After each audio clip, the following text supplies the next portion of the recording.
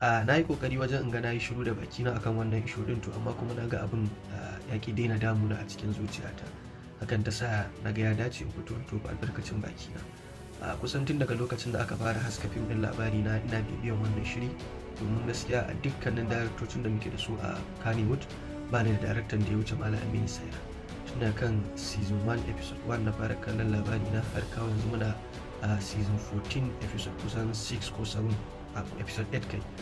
So ina bibiyar wannan shirin bana jin akwai wani episode da ya wuce ni a cikin Labarina tun daga farkonsa.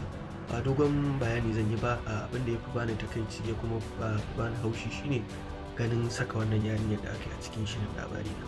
Ba taɓa sa wani jarumi a shirin Labarina wanda ban ji daɗin saka shi ba, kuma na yi Allah wadai da sashin da aka yi irin wannan yarinyar. Dalilina shine shirin Labarina ba wai shiri bane da yake koyar rashin tarbiyya ko yake koyar rashin ɗa'a ko yake koyar wata ɗabi'u wanda suka saba da ɗabi'an malam Bahaushe da ɗabi'ar da hankali zai ɗauka da kuma koyarwar addinin musulunci. Shiri ne wanda zaka tsinci abubuwa ma darasi sosai a cikin rayuwa.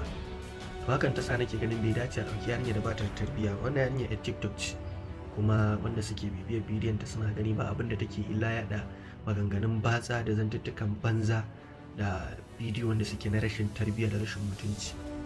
To ina ganin bai kamata a kawo mana ita ya kasance an sa mana ita a cikin shirin da duk sati muke dako muke jira mu sa datan mu yi download mu kalla ba, kuma mu kalli wannan yanayin da muke ganin ta a TikTok tana rashin mutunci da badala da rashin tarbiyya. Muna kira da malam daidai da za a canja mana ita. Yana ta gaskiya ba masu, saboda ita ba za mu daina kallon fim ba, amma dai za mu kalla a ba yadda za mu, amma daidai yadda za a yi dan Allah malam a cire ta, ba ta da tarbiyya, ba ma son ta wallahi. Rago wanda suke wani wa zai ce ai dai yan fim ba su da tafiya da wayewa, na ra'ayinka ka faɗa. Wanda suke da tarbiyya suna da ita ko da suna fim ko ba sa fim. Fim baya nuna mutum ba mai tarbiyya ba, haka rashin fim baya nuna kai mai tarbiyya ne. Ko da ba su da tarbiyya su dai ba su fito irin yadda take nata rashin mutuncin ba da kalaman banza da na batsa a duniya ba ta fito ba. Don haka muna kira da malam dai da dama dai za a yi dan Allah a cire mana ita, kawai ba ma son ganin ta.